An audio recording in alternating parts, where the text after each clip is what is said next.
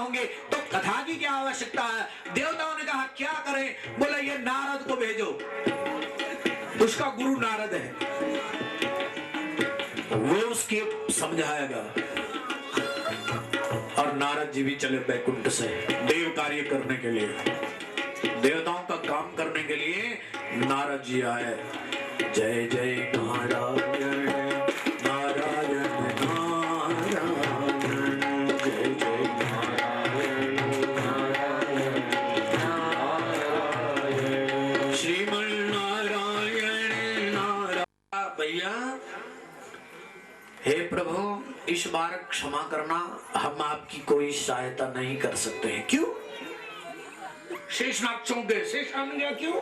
आप कौन सी सहायता? अरे जितनी बार मैंने अवतार लिया उतनी बार तू मेरे साथ आया, इस बार क्यों नहीं आएगा? बोले भैया क्षमा करना, मैं आपकी मदद बोलिए नहीं, बोलो ना नहीं कर सकता।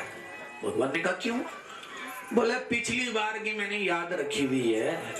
क्या याद रखी है? अरे भैया जब मैं लक्ष्मण था ना और तुम राम थे, उस दिन मैं थोड़ी गया था। देखो लक्ष्मण ने वो बात याद रखी हुई है, लेकिन राम ने,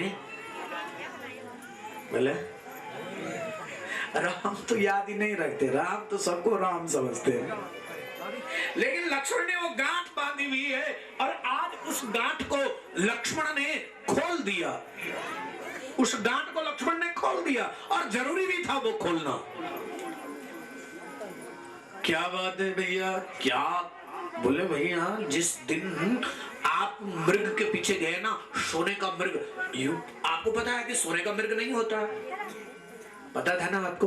राम ने कहा हाँ, विष्णु भगवान ने कहा हाँ, विष्णु भगवान ने कहा हाँ हाँ मुझे पता था कि सोने का मृग नहीं, फिर भी आप सोने के मृग के पीछे गए, गए कि नहीं गए? बोले गया। और जब आपने मृग का वध किया तो उस मृग ने क्या कहा पता? बोले हाँ पता है। क्या कहा? हाँ लक्ष्मण। उसने राम नहीं कहा क्योंकि राम उसके सामने थे। सीता भाभी को कितनी व्याकुलता हो गई थी। सीता भाभी तुमसे कितना प्रेम करती है, कभी तुम जानते हो?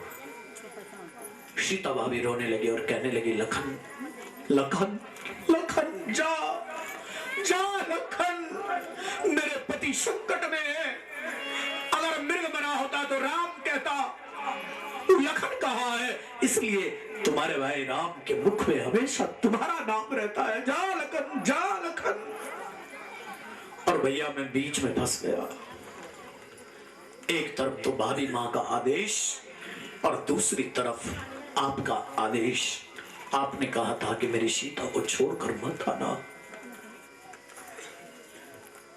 आपने कहा था मेरी सीता की रक्षा करना, और प्रभु में बुझ न तो मैं रक्षा ही कर पाया और मैं दौड़कर भाभी के कहने पर आपके पास आ गया।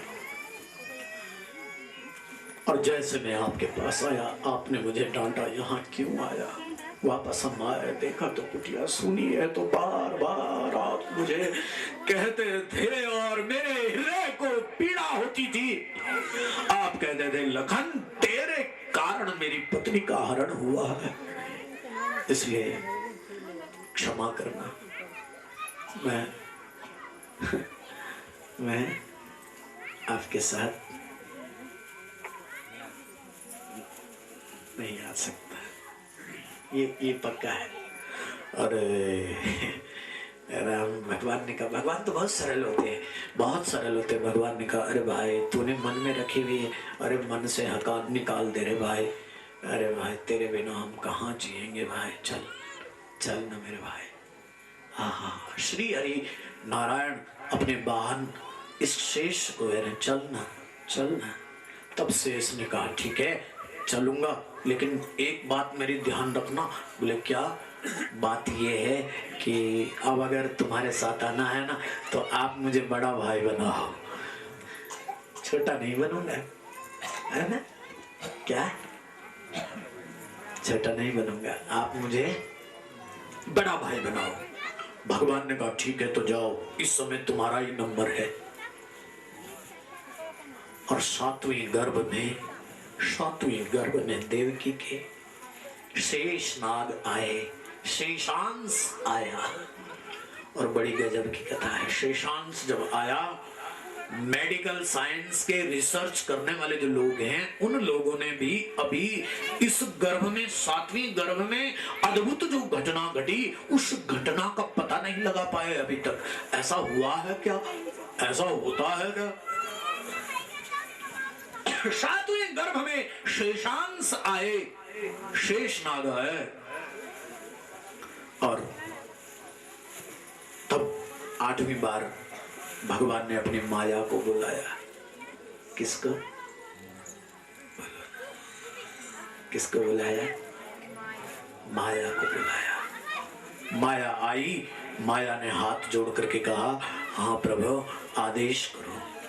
भगवान ने कहा, हे माया तुम जाओ और देवकी का जो सातवां गर्भ है, देखो ध्यान से सुनो, देवकी का जो सातवां गर्भ है उस गर्भ को उठाओ। लो, ऐसा आज तक हुआ नहीं है, ये कथा भागवत में है। माया ने कहा, फिर बोले उठा करके गोकुल में जाना, और गोकुल में नंद बाबा मेरी ही पत्नी रोहिणी है, क्योंकि प्रत्यवय दोष भी नहीं लगेगा। देख, किसी के गर्भ को अपने पेट में धारण करने से भी तो पाप लगता है, बोलो जरा। अगर किसी अन्य व्यक्ति का गर्भ यदि हमने धारण किया, उसका भी तो पाप लगता है। इसलिए प्रत्यवय दोष से भी बच जाओगे। मेरी एक दूसरी पत्नी है, उसका नाम रोहिणी है। क्या है? रोहिणी है। उस रोहिणी के गर्भ में इस देवकी के सातवें पुत्र को प्रस्थापित कर देना। हाँ महाराज। तो माया आई। देखो, ऐसा होता नहीं है, ये कथा ही भागवत की है। और आजकल ऑस्ट्रेलिया और दिल्ली में, भारत के राजधानी जो दिल्ली है, दिल्ली में ये दो प्रयोग हुए हैं ट्यूब सिस्टम से। हाँ, ट्यूब के सिस्टम से किसी दूसरे व्यक्ति के गर्भ को इधर ट्रांसफर करके धारण किया। देखो, ये प्रकरण इन्होंने यहां से उठाया। विज्ञान ने इसका ज्ञान श्रीमद् भागवत से लिया। और माया गई और माया ने देवकी का वो जो सातवां अंश पुत्र स्वरूप था, उस पुत्र को वहां से उठाया और रोहिणी के गर्भ में प्रस्थापित कर दिया। भगवान का आदेश था कि हे माया, तू यहां मत आना, तू यशोदा मां के गर्भ में चली जाना, क्योंकि यशोदा का भी बेटा होगा। अच्छा, और रोहिणी माता के गर्भ में माया ने वो गर्भ प्रस्थापित किया और अपने आप माया यशोदा के गर्भ में चली गई। कंस के लिए गिनती ही खत्म हो गई। मंत्रियों ने कहा, महाराज सातवां गर्भपात हो गया, बेटा ही पता नहीं कब गए। सिक्योरिटी, सीनियर सिक्योरिटी, कब उसको बुलाया गया। बोले, महाराज हम तो बिल्कुल कड़ा पहरा लगा करके खड़े हैं, कुछ लापरवाही, महाराज हमने परकोटे बनाए हुए हैं, बिल्कुल टस से मस। अरे फिर ऐसे कैसे हो गया? अब गिनती ही खत्म हो गई कि अब जो दूसरा गर्भ होगा वो सातवां होगा। दोबारा 7 शब्द का रिपीटेशन होगा, या फिर वो जो होगा वो 8वां होगा। क्या मानूं? फिर भी कंस ने सैनिकों को कहा, सैनिकों परकोटे बैठाओ, कोई मक्खी तक यहां जेल के अंदर प्रवेश न करना पाए। ठीक है महाराज, जाओ। कंस ने सैनिक को भेज दिया। सैनिक ने अपने जितने जूनियर सिक्योरिटी के जो सेनापति थे, प्रधान सेनापति, उन सेनापतियों को 5-5, 10-10, एक-एक द्वार पर नियुक्त कर दिया। पहरा कड़ा कर दिया गया। बोले, अब 2 बचे हैं। कंस की गिनती के हिसाब से 2 बचे हैं। 2 बचे हैं। देखते हैं आप होई सोई जो राम रचि राखा, को करि तर्क बढ़ा वही शाखा। होता वही है, क्या होगा। आइए, मेरे प्रभु धरती पर आने वाले हैं। मेरे प्रभु धरती पर पधारने वाले हैं। भादों का महीना, कृष्ण पक्ष, अष्टमी तिथि, बुधवार, रोहिणी नक्षत्र, अर्धरात्रि का समय 12 बजे। जब सब सो जाते हैं, 12 बजे तक लगभग सब सो जाते हैं, तब ऋषि है आवागा तो 3 बजे पुण्य से ना। और हाँ सच्ची बताओ 2-3 बजे लग गया फैट पर नेट पर 2-3 बजे तक सुनना। तो वो इतना लम गिलास चाय सब लगी होते पर सब डाल सब टिफिन घर वाले से टैंक बोले लिए एक वो क्या बोलते उसको थर्मस पर चाय रख दी। वो 4 बजे से तो कभी बजे जग दो 11 बजे तय विचारन सूर्य उदय कभी नहीं देखी। सुनने लगे आप हैं? उसने कभी सूर्य उदय नहीं देखा। अस्त तो जरूर देखा पर उदय नहीं देखा।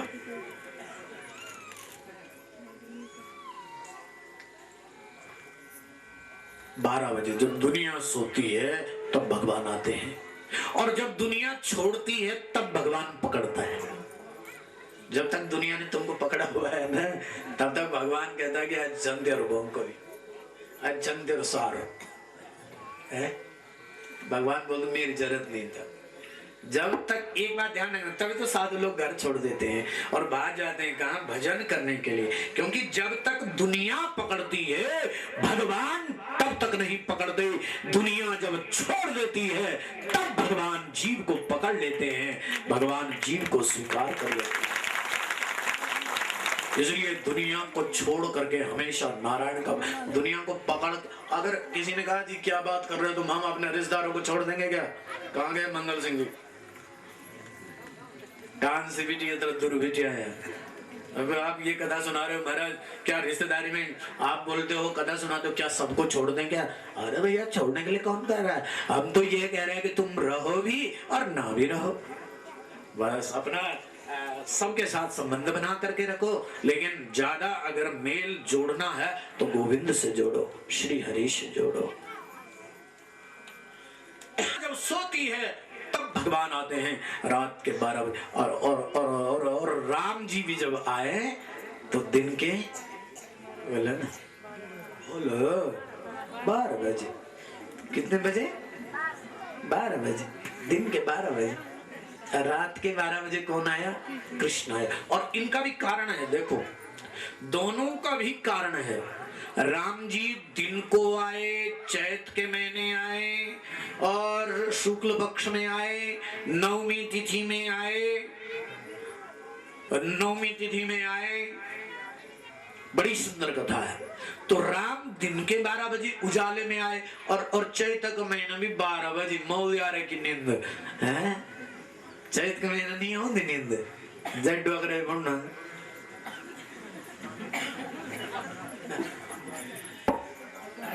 चैत का महीना भारी मीठी नींद होना, मीठू महीना बोल देते थे। और राम जी तब भी 12 बजे आए जब दुनिया सेंधी 12 बजे। और कृष्ण, ये दोनों को आने का अलग अलग कारण। राम को पूछा आप दिन में आए, राम जी ने कहा मैं मर्यादा पुरुषोत्तम श्री राम, मुझे अच्छे अच्छे कार्य करने दे, मुझे सामाजिक कार्य करने दे, मुझे जग के कल्याण के कार्य करने दे। इसलिए मैं दिन के 12 बजे आया, क्योंकि दुनिया मुझे आते हुए देखेगी, दुनिया मेरे नाम का अनुसरण करेगी, दुनिया जैसे मैं करूंगा वैसे करेगी, सबका उद्धार हो जाएगा। इसलिए मैं दिन को आया, इसलिए मैं दिन को आया। कृष्ण को पूछो कि भैया अब आप भी बताइए कि आप, वो पत्रकार बंधु जाते हैं ना, आप रात को क्यों आए? रात को 12 बजे क्यों आए बताओ?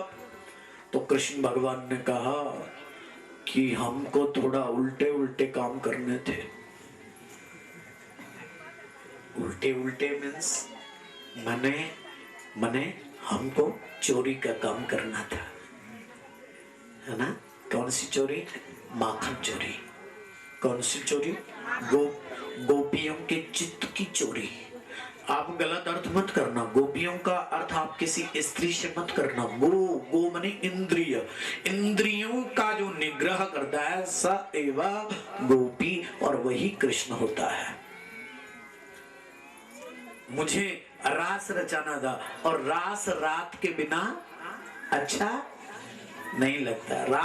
रास तो रात्रि में ही अच्छा लगता है, इसलिए मैंने चोरी करने दी। रास रचाना था, इसलिए अंधेरे में ये काम ठीक होते हैं, इसलिए मैं अंधेरे में आया, रात के 12 बजे आया। बोले राम जी तो नील वर्ण के थे, आप काले वर्ण के क्यों हैं? आपका काला रंग क्यों है? बोले काला नहीं हो गया क्या? रात में आऊंगा तो काला तो हो गई। और फिर और कोई बात? बोले काली गाय का दूध पिया इसलिए काला। आदि आदि भगवान ने बड़ी बातें बताई। आए यहाँ पर भगवान रात्रि के 12 बजे जेल में प्रविष्ट हो रहे हैं। और कैसे आए ध्यान से सुनिएगा। देवकी और वसुदेव आज गदगद हैं, आज शरीर के रोम रोम खड़े हो गए। सच बता रहा हूं, भजन करने से ना बड़ा शांत रहता है मन। सच्ची तुम्हारा बेटा तुम्हारी बुआरी जो सुख नहीं दी तुम दे, वो सुख भगवान को न दियो। सुनने लगा? हाँ, वो सुख भगवान को न दियो दो, वो सुख भगवान को जप दे दो। नारायण नारायण नारायण शिव नारायण।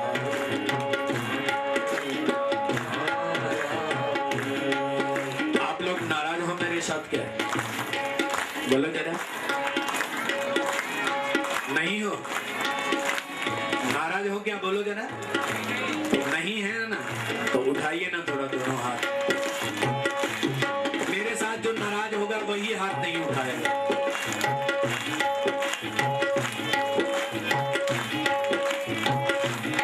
जय जय नारायण नारायण नारायण, जय नारायण नारायण नारायण, श्रीमन नारायण नारायण नारायण, श्रीमन नारायण नारायण नारायण, जय जय नारायण नारायण नारायण, जय जय नारायण नारायण। माता देवकी के आंखों से आंसू की धारा बहने लगी। माता देवकी के आंखों से आंसू की धारा बहने लगी और वसुदेव को पूछने लगी कि हे स्वामी, ये अखंड आनंद कैसे हो रहा है? ये हमारा शरीर रोमांचित कैसे हो रहा है? हमारा शरीर, हमारा मन प्रफुल्लित क्यों हो रहा है? वसुदेव ने कहा, हे देवकी, मुझे तो लगता है कि वो जरूर कोई शक्ति प्रकट होने वाली है। जरूर कोई शक्ति प्रकट होने वाली है, जरूर कुछ अच्छा होने वाला है, जरूर कोई पधारने वाला है। चलो चलो हम भाव से जपते रहो। देवकी और वसुदेव जपने लगे और विशाल प्रकाश का पुंज बड़े घेरे के रूप में, जैसे कोहरा कहीं दिखाई देता है, ऐसा ही प्रकाश का पुंज कारागार में देवकी और वसुदेव के सामने प्रकट हो गया। कोहरा कोहरा कोहरा, कुछ नहीं दिखाई दे रहा है, बस आनंद की अनुभूति हो रही है। जय जय नारायण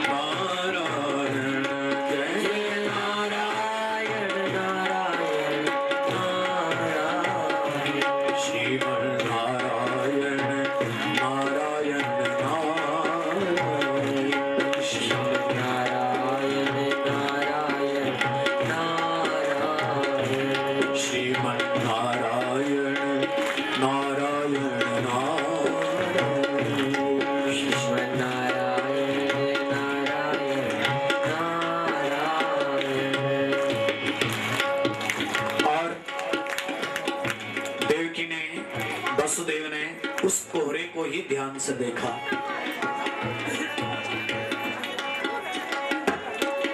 उस कोहरे को ही ध्यान से देखा